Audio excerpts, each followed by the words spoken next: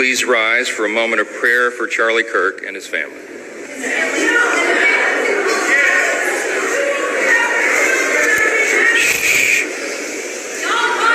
Let's wait a minute. The House will be in order. The House will be in order. The House will be in order.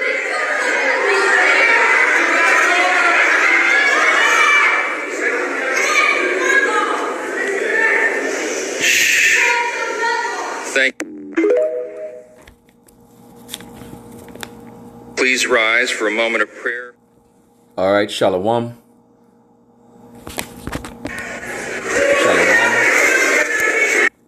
Shalom.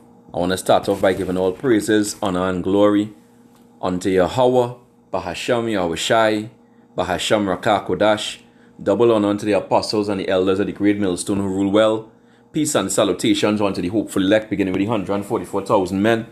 All right, a quick video on just Charlie Kirk incident, the shooting, of Charlie Kirk and whatnot, by this young man, a 22-year-old guy named Tyler Robinson, or whatever his name is, basically. All right, and from what I can see, this whole thing is a setup. Yeah, the guy probably got, unalive in real life, but because when you look at the video, it looks real. All right, but all this, is set up as a narrative, to push civil war, to push confusion. All right, remember the watchwords, of these this Illuminati, these people, and even on the dollar, it says order. It goes into order ad chaos, order out of chaos. All right, order out of chaos. That's how they operate. All right, order ad chaos. That's how the banking elites move. So lucky if I said it wrong. All right, but it goes into that order out of chaos. All right, and this is what they do. They create the chaos, and then bring the order that they want. All right, they also use problem, reaction, solution. So they create the problem, which is what a divided house, even in the parliament here, as you can see. All right, the so-called democracy. All right, they create that tension. All right, and this comes straight from the banking elite, the Lord Rothschilds, the Rockefellers, etc. They're the ones orchestrating all this. I believe if I wasn't mistaken, this same shooting of Charlie Kirk was on The Simpsons, which means it's all staged, it's all a plan to do this. All right, to bring in this division, which is the Lord's doing anyway.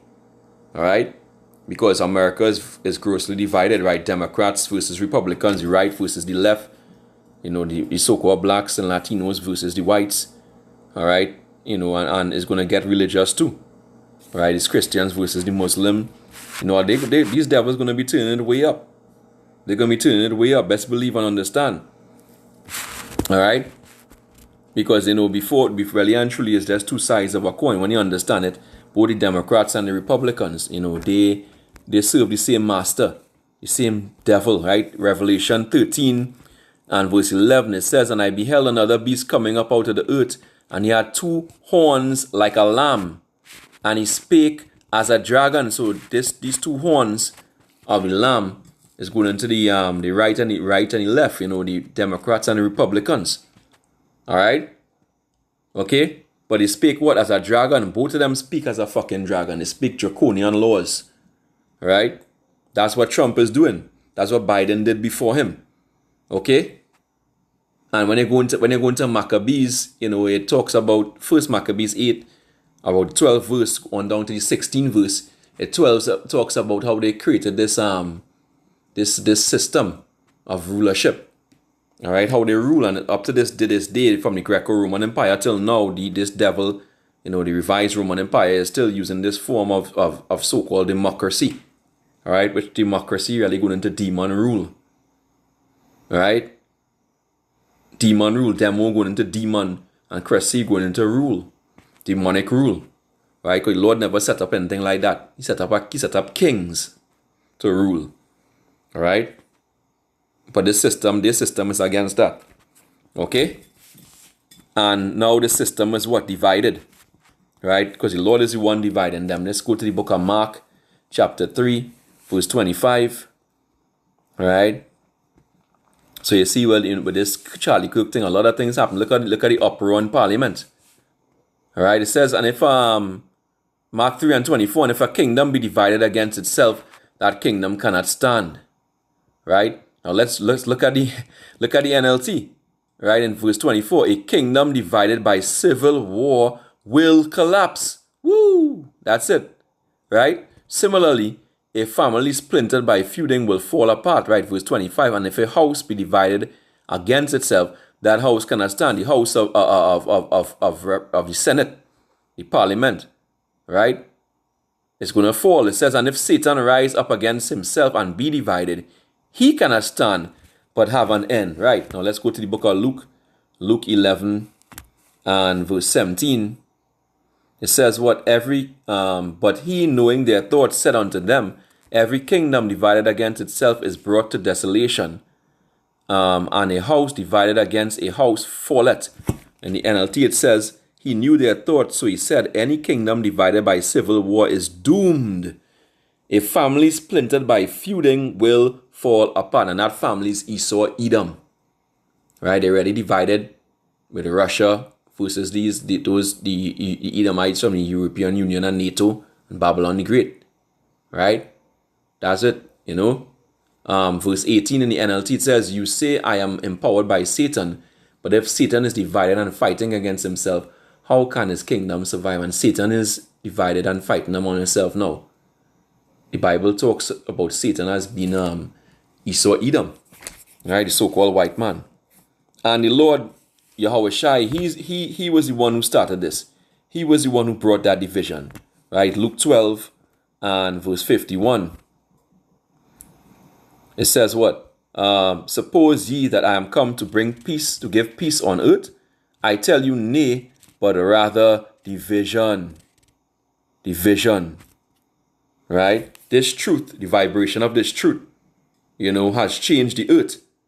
Right? Causing the prophecies to come to pass. Right? And they're very much divided. This world is very much divided. Okay? Now let's get another precept here. And that's what Esau, that's the start of Esau Edom's end. Alright? The day of doom is approaching, which shall be the end of this time, right? 2 Ezra 7 and 43. Right? Esau is the end of the world. Jacob is the beginning of it that follow, right? 2 Ezra 6 from the 7th verse on down. Alright? So they're approaching the end. And they can't pass the bounds. This is Isaiah chapter 19 and verse 1. It says, the burden of Egypt, behold, the Lord rideth upon a swift cloud, and shall come into Egypt, and the idols of Egypt shall be moved in his presence, and the heart of Egypt shall melt in the midst of it. Right?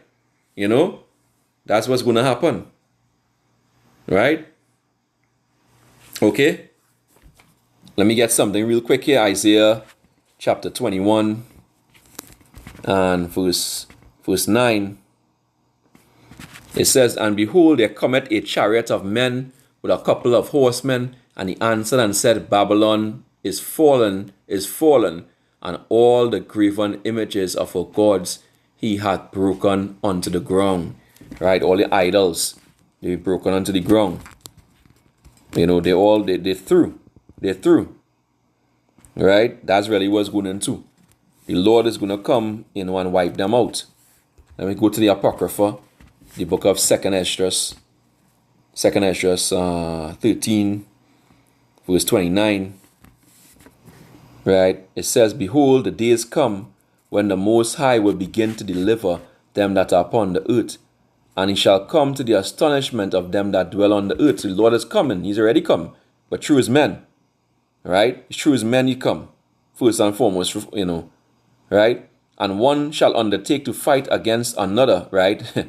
What's going on now in the American Parliament, and very soon civil war is going to break out all around America, right? One city against another, one place against another, one people against another, and one realm against another, right? Spiritual versus the physical versus the spiritual realm, right? And as I was saying before, the Lord is already coming with his men first. The spirit of his mouth, 2 Thessalonians 2 and verse 8. Right? It says, and then shall that wicked be revealed, whom the Lord shall consume with what? With the spirit of his mouth. That's who? The prophets. Amos 3 and 7, surely the Lord will do nothing but reveal his secrets unto his servants, the prophets. Right? So he shall consume with the spirit of his mouth and shall destroy with the brightness of his coming. Right? So he sent first and foremost the prophets to consume them by the spirit of his mouth, to send out that vibration, that positive high level vibration that changed the earth and cause all the prophecies to come to pass. Right? And then secondly, he's going to destroy them with the brightness of his coming when he actually come. So the Lord has them divided. He has them in a mess. All right, now let's go back into Isaiah. In fact, let me go here. Go back into Isaiah 19. Isaiah 19 and verse 2. And it says, and I will set the Egyptians against the Egyptians. Right? According to the modern day Egypt is Babylon the Great. Right? And they shall fight everyone against his brother, and everyone against his neighbor, city against city, and kingdom against kingdom. Right? And the spirit of Egypt shall fail in the midst thereof, and I will destroy the counsel thereof, and they shall seek to the idols and to the charmers, and to them that have familiar spirits, and to the wizards. Right? The left-hand side power. Going back into actually Isaiah 47 and verse 10. But it's not going to help them, right? Isaiah 47 and 10. For thou hast trusted in thy wickedness. Thou hast said, none seeth me, thy wisdom and thy knowledge. It hath perverted thee. And thou hast said in thy heart, I am and none else beside me. Therefore shall evil come upon thee. Thou shalt not know from whence it riseth. And mischief shall come upon thee. Thou shalt not be able to put it off. And desolation shall come upon thee suddenly, which thou shalt not know. Stand now with thine enchantments and with the multitude of thy sorceries, wherein thou hast labored from thy youth. If so be thou shalt be able to profit, if so be thou mayest prevail. And that the enchantments goes in even to the money. Right? They thick clay, the heavy debt, weight of pledges. All right? That they unrighteously and wickedly, weighed in the earth. Right? To get an unfair advantage. Right? Unjust weights. Okay, over the earth, our hegemony over the earth. And that's about to break too. And that's why Babylon the Great is going to fall really hard. The monetary system, just like ancient Rome, is going to fail. All right? Verse 13 says, thou art wearied in the multitude of thy counsels. Let now the astrologers, the stargazers, the monthly prognosticators stand up and save thee from these things that shall come upon thee. It's not gonna work. It's not gonna work. Babylon is through. Babylon is through and it's fully divided. This recent incident is showing it. Whether orchestrated or not, it's all of the Heavenly Father, because the Heavenly Father controls Esau. Alright? That's right. 2 Ezra 15 and 11. But I will bring them with a mighty hand and a stretched out arm and smite Egypt with plagues as before. Right? And as before, and I will destroy all the land thereof. Egypt shall mourn, and the foundation of it shall be smitten with the plague and punishment that the Heavenly Father brought to bring upon it. They that till the ground shall mourn, for their seed shall fail through the blasting and the hail with a fearful consolation. Woe to the world and them that dwell therein, for the sword and their destruction draweth nigh, and one people shall stand up to fight against another, and swords in their hands. For there shall be sedition among men, and invading one another. They shall not regard their kings nor princes, and the course of their actions shall stand in their power. Alright, so that's that division. It's a great division coming. Alright, a great division coming, and you can see it. Alright, and more things, more than likely, this is going to lead to more and more division. Right, it's going to become, this little snowball is going to become an avalanche. Alright, it's going to become an avalanche. Alright, so best believe and understand. We told you so, we told you. This is what's going to happen. Till the next time, America's divided. Shalom, wa harag, babal.